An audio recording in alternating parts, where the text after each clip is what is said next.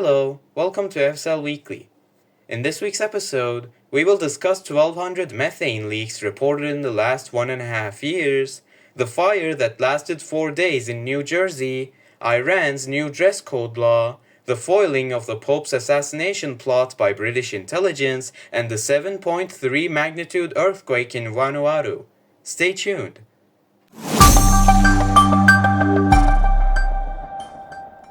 Our first news is about the wildfire, which began on December 14th in New Jersey and New York borders in the United States and has spread to 5,000 acres.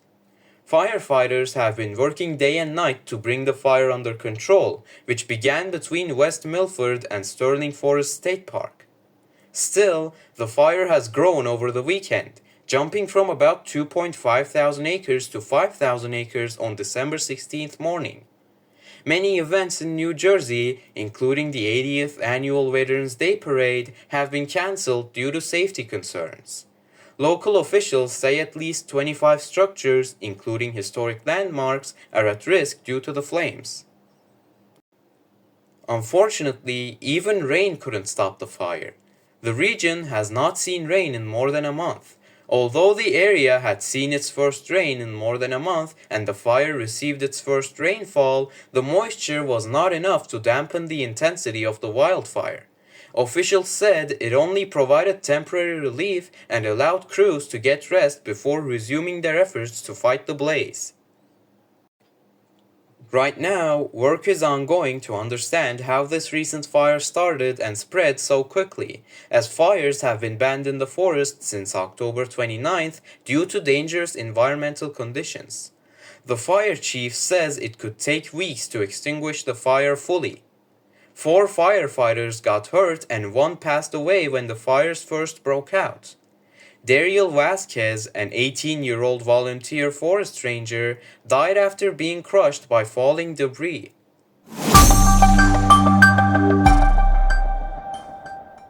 Next, the United Nations Environment Program, aka UNEP, stated that more than 1,200 major methane leaks have been reported to companies and countries in the past 18 months. Only 15 of them have been addressed and fixed. For the report released during the ongoing UN Climate Summit COP29 in Baku, UNEP reached out to 140 companies, covering more than 40% of the global production. Methane leaks started to be a serious issue since methane is a powerful greenhouse gas that traps heat in the atmosphere for 20 years and is 82 times more powerful than CO2. Ending the climate crisis is impossible without reducing the fossil gas emissions responsible for a third of global warming. Turkmenistan has been the country with the most methane clouds, with 388 detected clouds by UNEP's Methane Alert and Response System. The US has the second highest methane leakage with 178, although the country co-leads the Global Methane Pledge, a group of 150 countries that have pledged to reduce global methane emissions by 30% by 2030. Iran has the third highest reported leakage in the period with 111. Countries must understand that this cannot be swept under the carpet. We will not give up, said UNEP Executive Director Inger Andersen.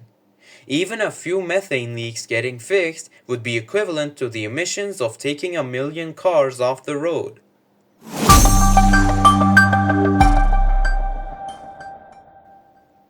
Now, we have some progress about women's rights in Iran. Iran's National Security Council has paused the controversial hijab and chastity law, originally set to take effect on December 20th. The proposed law would impose harsher penalties, including heavy fines and up to 15 years in prison, on women exposing their hair, forearms, or lower legs. Businesses would also be required to report violations. The law faced strong opposition from rights activists who labeled it illegitimate and unenforceable.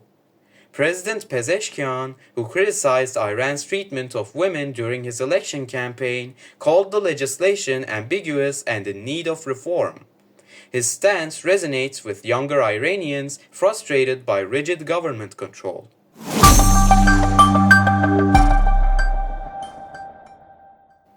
tensions surrounding the hijab have remained high since 2022, triggered by the death of Mahsa Amini, a young Kurdish woman who died in police custody.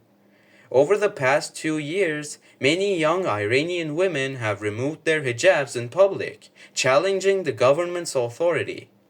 Last week, more than 300 Iranian rights activists, writers, and journalists publicly condemned the new hijab law, calling it illegitimate and unenforceable, and urged Pezeshkian to honor his campaign promises.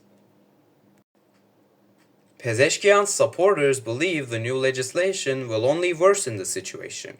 However, supporters of the legislation have pressured the president to move forward, demanding that he sign the law to clear the path for its enforcement. The decision to pause its implementation suggests the government fears it could trigger another wave of mass protests, like those seen 2 years ago.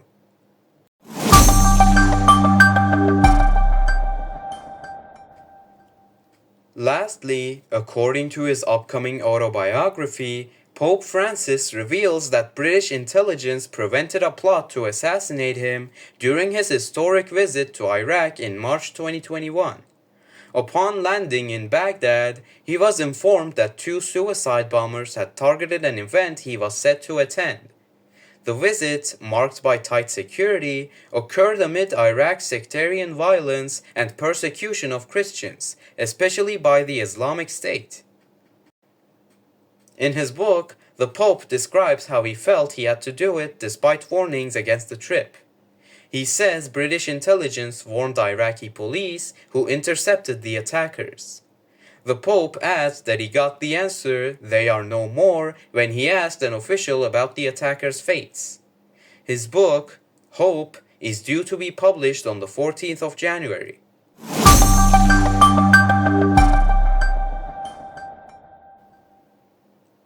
That concludes this week's headlines. From climate news to politics, we discussed interesting topics. It was Hefsel Weekly. Thank you for listening.